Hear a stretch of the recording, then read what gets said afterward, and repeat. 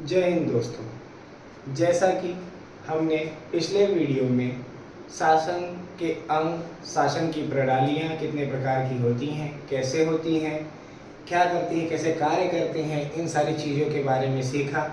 आज उसके अगले पड़ाव की तरफ बढ़ने की बारी है। इसमें आज हम सीखेंगे कि लोकतंत्र के प्रकार कैसे होते हैं, टाइप्स ऑफ डेमोक्रेसी कैसे होती है। जैसे यदि जनता और शासन के संबंध के बारे में यदि डेमोक्रेसी डिफाइन की जाए तो वहाँ पर डेमोक्रेसी के जो टाइप्स होते हैं उनमें दो टाइप्स होते हैं। पहले टाइप को कहा जाता है डायरेक्ट डेमोक्रेसी और दूसरे टाइप को कहा जाता है इनडायरेक्ट डेमोक्रेसी। डायरेक्ट डेमोक्रेसी यानी होता है प्रत्यक्ष लोकतंत्र और इनडायरेक्ट डेमोक्रेसी यानी अप्रत्यक्ष लोकतंत्र। ठीक है। और यदि हम यहाँ पर विचारधारा के आधार पर डेमोक्रेसी को डिफाइन करने जाते हैं, लोकतंत्र को डिफाइन करने जाते हैं, तो हमें ये पता चलता है कि वहाँ पर भी लोकतंत्र के दो प्रकार पाए जाते हैं।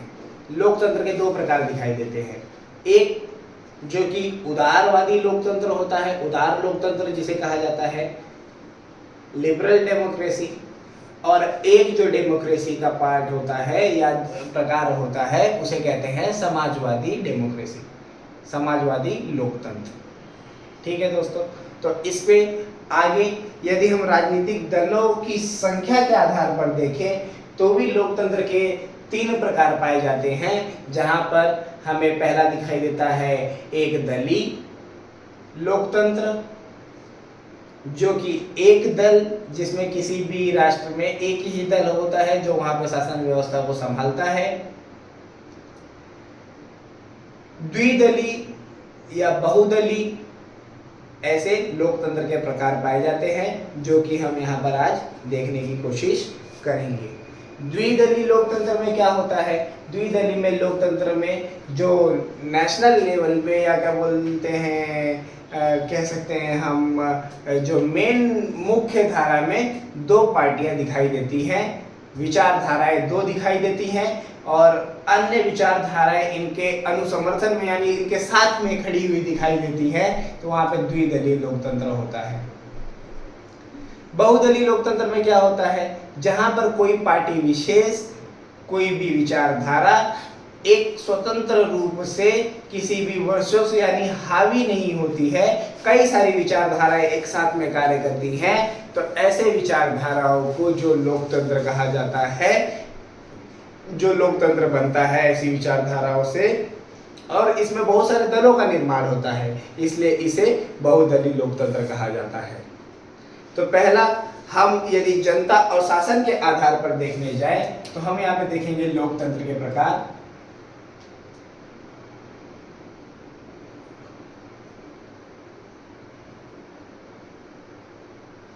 लोकतंत्र के प्रकार जिसे हम कहेंगे टाइप्स ऑफ डेमोक्रेसी।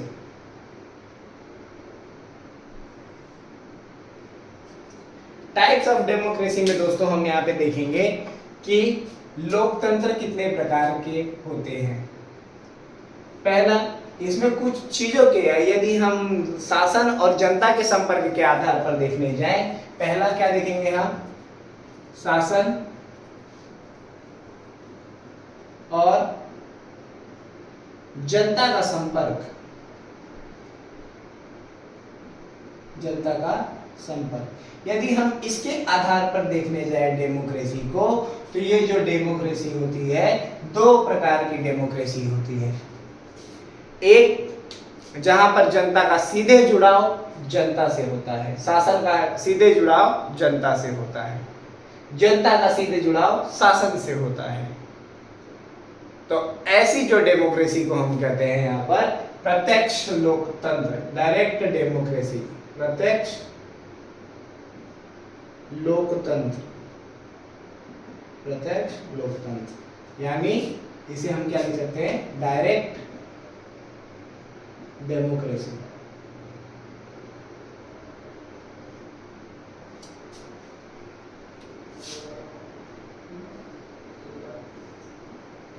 और इसमें जो दूसरा टाइप होता है उसे हम कहते हैं अप्रत्यक्ष लोकतंत्र।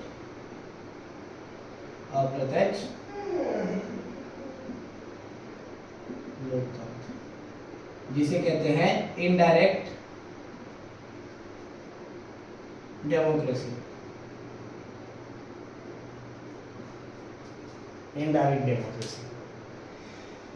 डायरेक्ट डेमोक्रेसी में जैसा हम एग्जांपल लेकर चलते हैं, डायरेक्ट डेमोक्रेसी का जो सबसे बढ़िया एग्जांपल होता है दोस्तों, वो होता है स्विट्जरलैंड, जो हमें जहां पर प्रत्यक्ष लोकतंत्र एकदम स्पष्ट रूप से दिखाई देता है, वैसा देश का जो एग्जांपल हमें विश्व में मिलता है, सबसे बेहतरीन एग्जांपल जो मिलता है, बेहतरीन एग्जांपल्स में से एक होता है, वो जो हमें मिलता है स्विट्जरलैंड।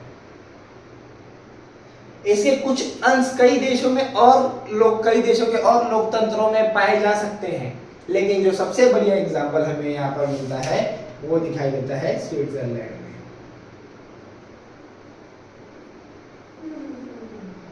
क्या क्या होता है डायरेक्ट डेमोक्रेसी में? यदि हम डायरेक्ट डेमोक्रेसी को एक्सप्लेन करने जाएं, तो डायरेक्ट डेमोक्रेसी में जो होता है, जनता का शासन के साथ सीधा संपर्क होता है। कैसे? प्रत्यक्ष लोकतंत्र में कुछ लोगों को वहां का प्रमुख बनाया जाता है, जिसके पास वहां पर जो सारे पावर्स होते हैं वो बराबरी इक्वली डिस्ट्रीब्यूटेड होते हैं। जैसे स्विट्जरलैंड में जो मंत्रिमंडल पाया जाता है कार्यपालिका का, उस मंत्रिमंडल में 7 लोग होते हैं।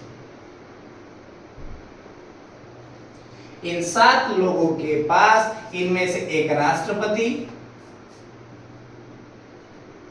एक उपराष्ट्रपति, फॉर्मेलिटीज के लिए चुना जाता है। परंतु जो ये 7 लोग होते हैं, इनमें सारे लोगों के पास जो पावर्स होता है वो बराबर बराबर बटा होता है, और ये जो राष्ट्रपति उपराष्ट्रपति का पद होता है, ये एक साल के लिए रोटेशन के तौर पर, वहां पर रोटेशन के तौर पर यहाँ पर निभाया जाता है। वो राष्ट्रपति और उपराष्ट्रपति का पद, जो लोग भी उन दायित्वों का क्या बोलते हैं निर्वहन करते हैं, उसके द्वारा उन जो दायित्वों को निभाया जाता है। स्विट्जरलैंड में क्या होता है? स्विट्जरलैंड में जैसे प्रत्यक्ष लोकतंत्र में इनिशिएटिव यानी पहल, इसका बड़ा ही महत्व होता है। इनिशिएटिव यानी पहल का बहुत ही बड़ा महत्व होता है। पहल में क्या होता है? पहल में जो सारी जनता होती है, यदि इसे कोई नया कानून चाहिए अपने लिए, तो यह जनता के जो लोग होते हैं उसमें से कोई भी इसकी पहल कर सकता है। जनता द्वारा इस पहल की जा सकती है, इसकी पहल जनता द्वारा की जा सकती है, जनता द्वारा की जा सकती है।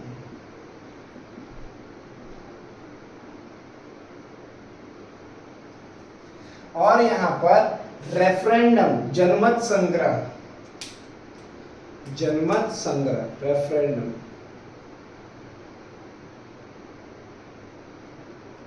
रेफरेंडम यानी जनमत संग्रह,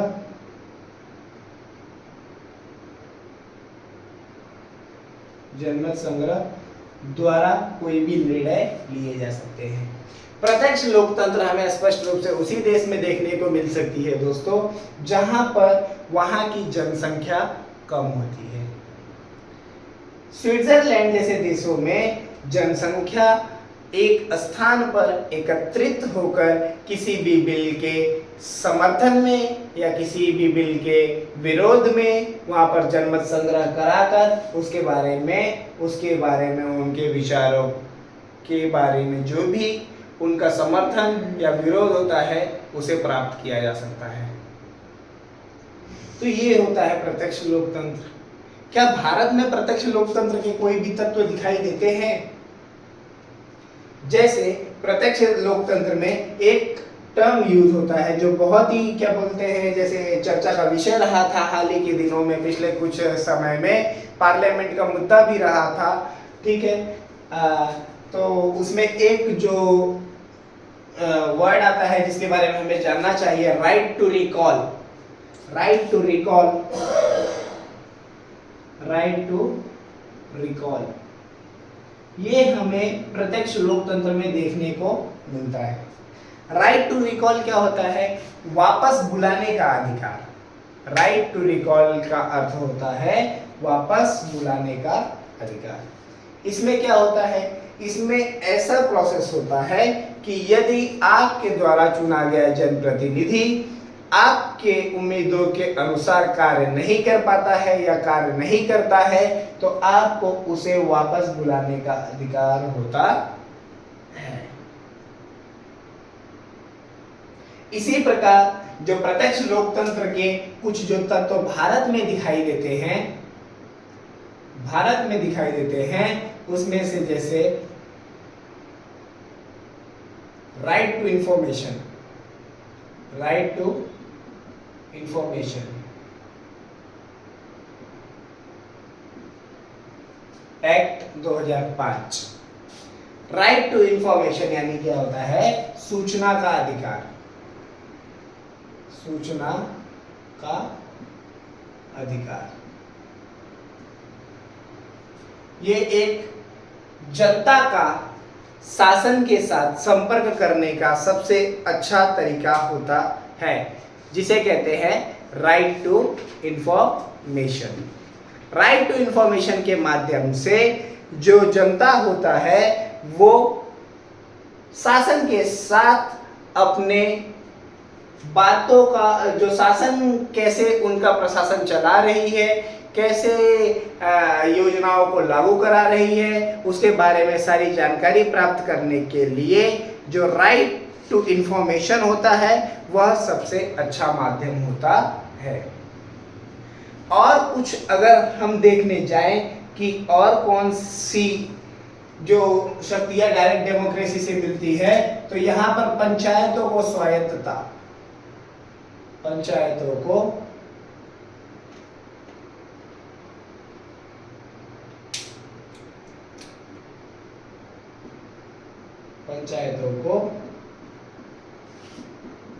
स्वायत्तता,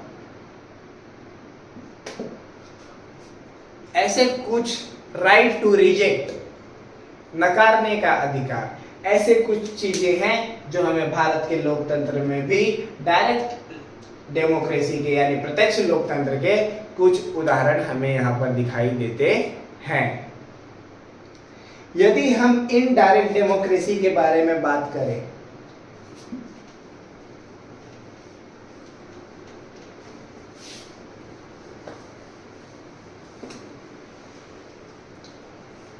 अप्रत्यक्ष लोकतंत्र, तो अप्रत्यक्ष लोकतंत्र का जो सबसे अच्छा एग्जाम्पल है, जिस देश के बारे में आज हम पॉलिटी की चर्चा कर रहे हैं, जो हमारा प्यारा भारत देश है, उसके बारे में वहां पर कैसी डेमोक्रेसी पाई जाती है? अप्रत्यक्ष लोकतंत्र पाया जाता है। अप्रत्यक्ष लोकतंत्र के तत्व कैसे होते हैं, कैसे दिखाई देते हैं, कैसे हम समझे कि इसे अप्रत्यक्ष लोकतंत्र कहेंगे? यहाँ पर जनता जनमत संग्रह या इनिशिएटिव द्वारा कोई भी निर्णय नहीं लेती। पॉपुलेशन और एरिया अधिक होने की वजह से, पॉपुलेशन अधिक होने की वजह से, जनसंख्या देश की अधिक होने की वजह से जनमत संग्रह कराना संभव नहीं है। इसलिए जनता चुनाव द्वारा अपने अपने क्षेत्र से अपने प्रतिनिधियों को चुनकर संसद यानी विधायिका में भेजती है।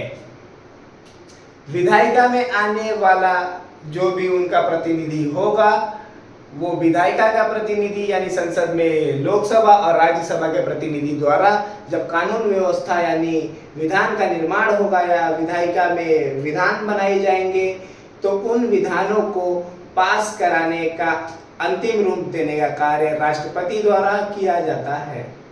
तब जाकर वहां पे कोई भी निर्णय या योजनाएं लागू होती हैं। तो अप्रत्यक्ष लोकतंत्र जो है उसका उदाहरण है भारत, ब्रिटेन, एटसेट्रा। ऐसे हमें दो एग्जाम्पल्स याद रखने हैं। अप्रत्यक्ष लोकतंत्र में जनता के प्रतिनिधि द्वारा, जनप्रतिनिधि द्वारा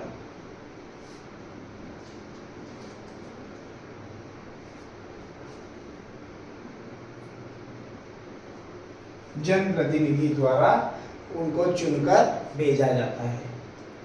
जनप्रतिनिधि क्या करते हैं? विधायिका में लोकसभा प्लस राज्यसभा प्लस राष्ट्रपति द्वारा, लोकसभा राज्यसभा द्वारा विधेयक को पास कराया जाता है। विधेयक को यहाँ पे पहले प्रस्तुत कराया जाता है। जब विधेयक लोकसभा और राज्यसभा में क्रमशः पास हो जाता है तो यहाँ पर वह कानून का रूप ले लेता है राष्ट्रपति के साइन के बाद। ठीक है, तो इस प्रकार यह अप्रत्यक्ष लोकतंत्र कार्य करता है।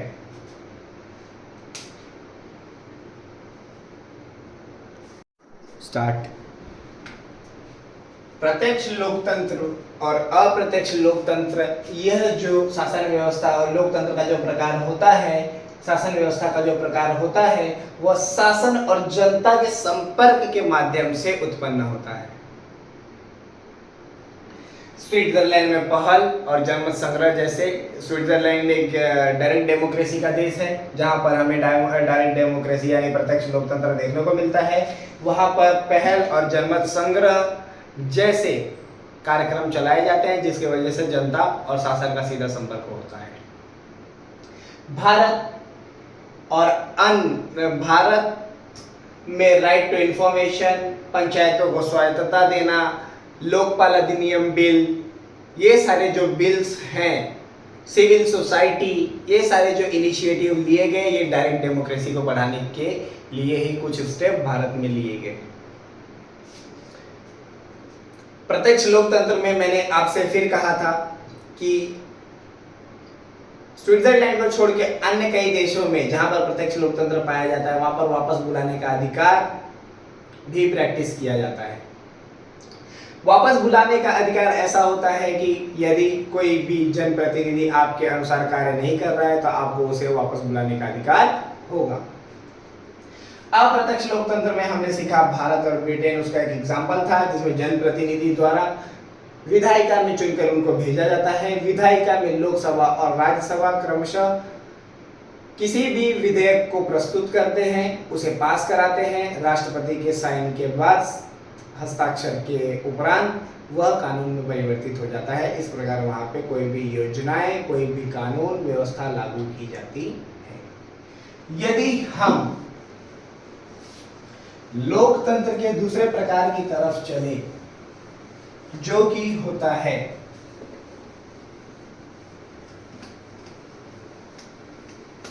विचारधारा के आधार पर, जो कि क्या होता है? विचारधारा के आधार पर लोकतंत्र, विचारधारा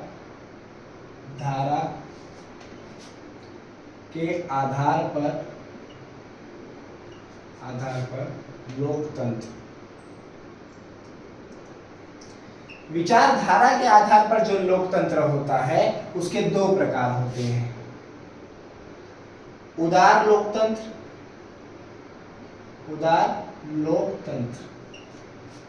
लिबरल डेमोक्रेसी,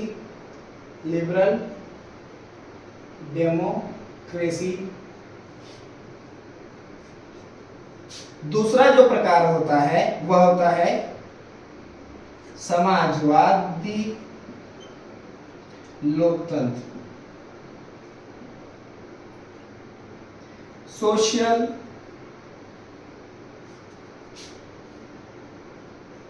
डेमोक्रेसी।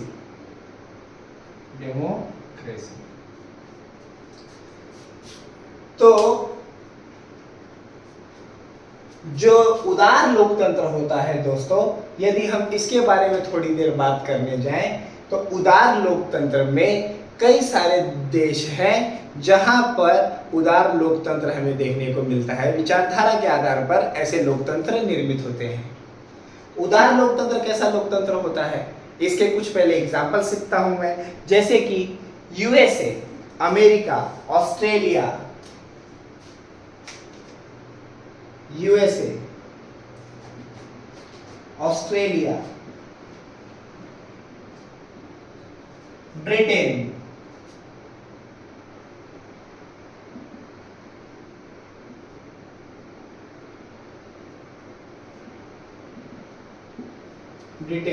एक्सेट्रा जो देश होते हैं, अन्य और जो देश होते हैं, वहां पर उदार लोकतंत्र पाया जाता है।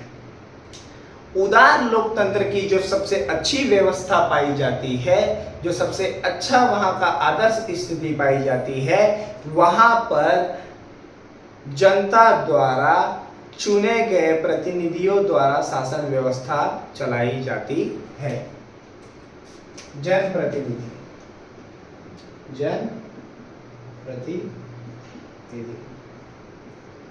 द्वारा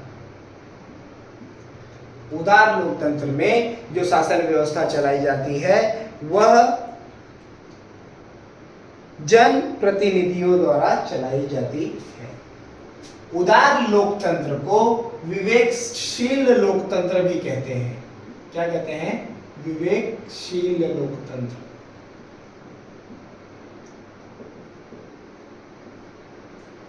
यहां पर देश द्वारा कुछ ऐसे निर्णय लिए जाते हैं जो उस देश को लंबी राह पर चलने के लिए आवश्यक होते हैं। जैसे किसी भी डेमोक्रेसी में यदि उसे उदार डेमोक्रेसी बनना है, उदार लोकतंत्र बनना है, तो उसके कुछ कंडीशंस होते हैं जो उसे फॉलो करने पड़ते हैं। उसमें से कुछ कंडीशंस को हम यहां पर देखेंगे। उदार डेमोक्रेसी बनने के लिए जो कंडीशंस होता है, जो आवश्यकताएं होती हैं, जो परिस्थितियां होती हैं, वो कौन कौन सी होती है? वहां पर एक से ज्यादा 1+ दल होने चाहिए, एक से अधिक दल होने चाहिए, एक से अधिक दल प्लस उम्मीदवार होने चाहिए। उम्मीदवार होना आवश्यक है। दूसरा, इसमें क्या होना चाहिए कि इसमें निष्पक्ष और स्वतंत्र चुनाव होना चाहिए। स्वतंत्र चुनाव होना चाहिए।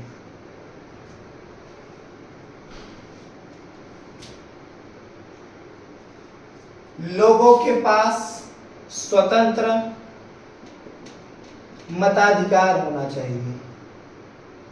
वयस्क मताधिकार होना चाहिए। वयस्क मताधिकार होना चाहिए। हम क्या पढ़ रहे हैं? उदार लोकतंत्र। उदार लोकतंत्र के लिए कंडीशन क्या होता है, उसमें हम अगर देखते हैं तो वहां पर कई सारे दल की उपस्थिति होनी चाहिए, एक से अधिक दल की उपस्थिति होनी चाहिए, निष्पक्ष और स्वतंत्र चुनाव होना चाहिए, स्वतंत्र वयस्क मताधिकार होना चाहिए,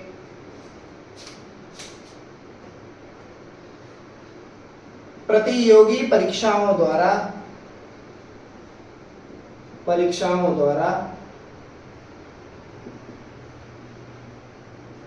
भर्तियां होनी चाहिए। भर्तियां होनी चाहिए अधिकारी तंत्र में। अधिकारी तंत्र में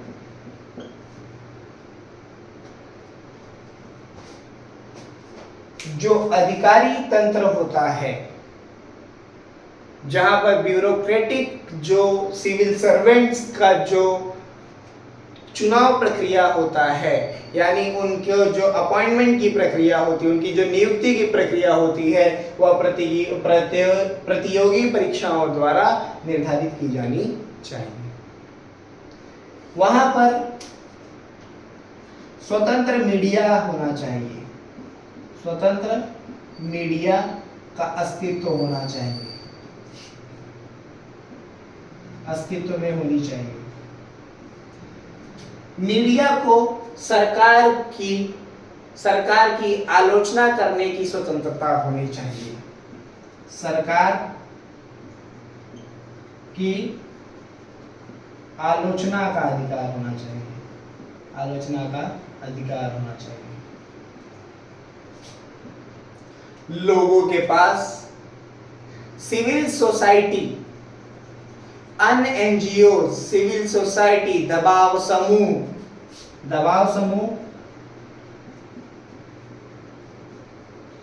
सिविल सोसाइटीज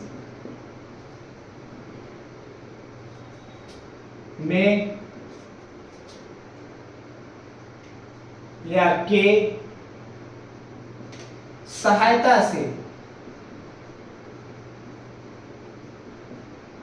दबाव बनाने का अधिकार होना चाहिए, दबाव बनाने की स्वतंत्रता होनी चाहिए, स्वतंत्रता होनी चाहिए।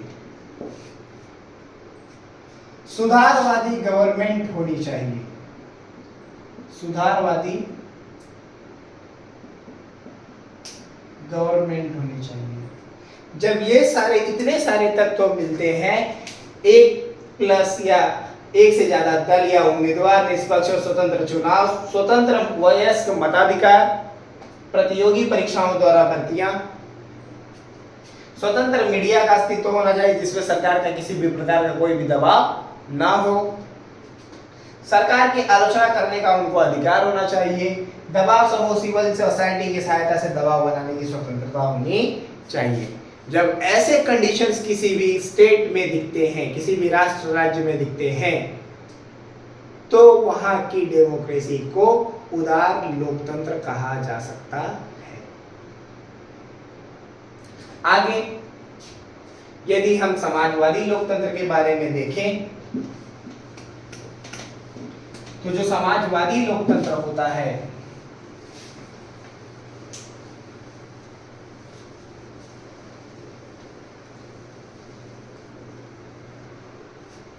जो समाजवादी लोकतंत्र होता है,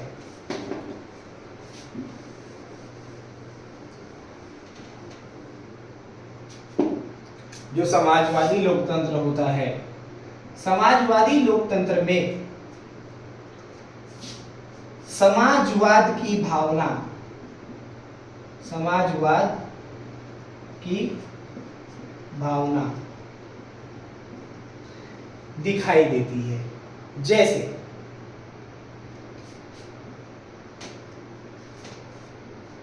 जो समाजवादी लोकतंत्र होता है, समाजवादी लोकतंत्र में, समाजवादी लोकतंत्र वाले पहले सोचते कैसे हैं? समाजवादी लोकतंत्र वाले लोग सोचते हैं कि जो सरकार की चीजें हैं, जैसे कि जो सरकार की वस्तुएं हैं, जो सरकार की संपत्तियां हैं, उन पे किसी निजी व्यक्ति का अधिकार ना होकर वहां के लोगों का सामूहिक रूप से अधिकार होना चाहिए। उदार लोकतंत्र एक प्रकार से जो समाजवादी लोकतंत्र के लोग होते हैं, वे उदार लोकतंत्र को एक तरफ से धनतंत्र कहते हैं, क्योंकि वहां पर जो चुनाव का प्रक्रिया होता है या जो चुनाव प्रोसेस होता है या वहां की जो इकोनॉमी या अर्थव्यवस्था होती है, वह या जो चुनाव का प्रक्रिया होता है उसमें धन का बहुत आयात में प्रयोग किया जाता है। तो जो समाजवादी लोकतंत्र है, ये लोग जो उदारवादी लोकतंत्र को नकारते हैं और समाजवादी लोकतंत्र को समाजवाद की ओर या सामाजिक आर्थिक जो समानता लाने की ओर इनका झुकाव अधिक होता है। इसकी कुछ प्रमुख विचारधारा में यदि माना जाए तो नेहरू जी का, पंडित जवाहरलाल नेहरू का लोकतांत्रिक समाजवाद, लोकतांत्रिक समाजवाद। जो लोकतांत्रिक समाजवाद होता है यह मार्क्सवाद से अलग होता है, यह मार्क्सवाद नहीं होता है। लोकतांत्रिक समाजवाद में हिंसा, मार्क्सवाद में जो होता है हिंसा की भावना होती है, हिंसा की भावना होती है। यहाँ पर एक अमीर पक्ष से धन को छीनकर एक गरीब पक्ष को धन देने की बात कही जाती है। लेकिन जो लोकतांत्रिक समाजवाद होता है इसमें हिंसा का कोई अस्तित्व नहीं होता, हिंसा का कोई भी अस्तित्व नहीं होता। लोकतांत्रिक समाजवाद का जो दूसरा हम लोग एग्जाम्पल देखेंगे वो थे एली बेसेंट,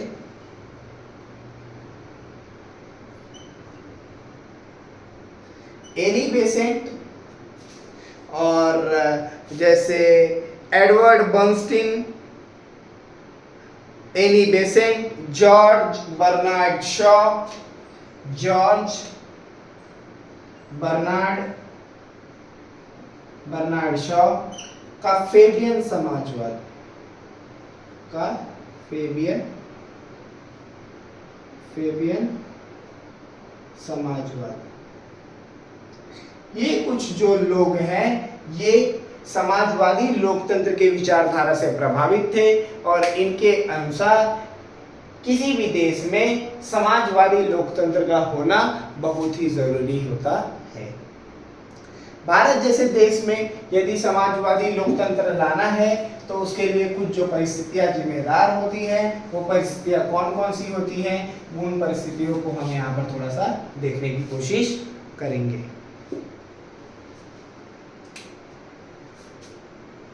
इसके लिए जो परिस्थितियां होती हैं, अगर मैं लिखने जाऊं,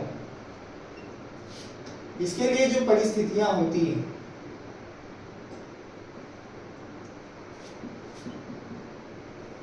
तो इसके लिए जो पहली सबसे ये होती है कि यहाँ पर सामाजिक आर्थिक समानता होनी चाहिए, सामाजिक आर्थिक समानता होना चाहिए, सामाजिक आर्थिक समानता होनी चाहिए। प्रगतिशील कराधान व्यवस्था होनी चाहिए, प्रगतिशील कराधान व्यवस्था होनी चाहिए। तीसरा, प्रगतिशील कराधान व्यवस्था के साथ लोगों को रोजगार भी मिलना चाहिए, रोजगार मिलना चाहिए। यदि रोजगार ना मिले तो कम से कम उन्हें गुजारा भत्ता मिलना चाहिए, गुजारा भत्ता मिलना चाहिए। जो समाजवादी लोकतंत्र होता है उसमें ऐसा कहा जाता है कि वो जो सारी उदारवादी लोकतंत्र की जो व्यवस्थाएं थी, जैसे कि निष्पक्ष चुनाव होना चाहिए, वयस्क मताधिकार होना चाहिए, चुनाव प्रक्रिया स्वतंत्र एवं निष्पक्ष होनी चाहिए, ये सारी व्यवस्थाएं यहाँ पर भी होनी चाहिए। लेकिन उसके साथ में ये तत्व भी यहाँ पर मिलना आवश्यक होता है, ये सारे कंडीशंस यहाँ पर मिलने चाहिए। सामाजिक और आर्थिक न्याय होना चाहिए, समानता होनी चाहिए, सामाजिक आर्थिक न्याय होना चाहिए। ये सारे तत्व जब जहाँ पर मिलते हैं तो वहां पर हम उसे कहते हैं समाजवादी लोकतंत्र। भारत में समाजवादी लोकतंत्र के भी कुछ तत्व पाए जाते हैं, भारत में उदारवादी लोकतंत्र के भी सारे तत्व पाए जाते हैं। कुछ हद तक इनके ऊपर सवाल जरूर खड़े होते हैं, लेकिन हम उदारवादी लोकतंत्र के भी करीब हैं और हम समाजवादी लोकतंत्र के भी करीब हैं। 42nd जो अमेंडमेंट हुआ था, 42nd अमेंडमेंट जो हुआ था, कॉन्स्टिट्यूशनल अमेंडमेंट जो हुआ था 1976 में, तो इसमें समाजवादी जो शब्द है, समाजवादी शब्द को संविधान की प्रस्तावना में अपनाया गया था। समाजवादी शब्द को अपनाने का मूल यही था कि जो भारतीय लोकतंत्र था यह अपनी मूल संरचना में ही समाजवादी दिखता है। यहाँ पर लोगों के बीच में सामाजिक आर्थिक न्याय लाना बहुत ही आवश्यक था। जब हमारा देश आज़ाद हुआ, लोगों के बीच में कराधान व्यवस्था को सही करना बहुत ज़रूरी था। कई लोग बेरोजगार थे तो रोजगार की अवस्था लाना था, उनको गुजारा भत्ता मिलना चाहिए था, मतलब उनको ज़रूरतें थी वैसी कि उनको मिलना चाहिए ताकि वो अपने जीवन का निर्वाह कर सकें। तो हम इसलिए समाजवादी लोकतंत्र को भी लेकर चलते हैं और हम उदारवादी लोकतंत्र के तत्वों को भी लेकर चलते हैं।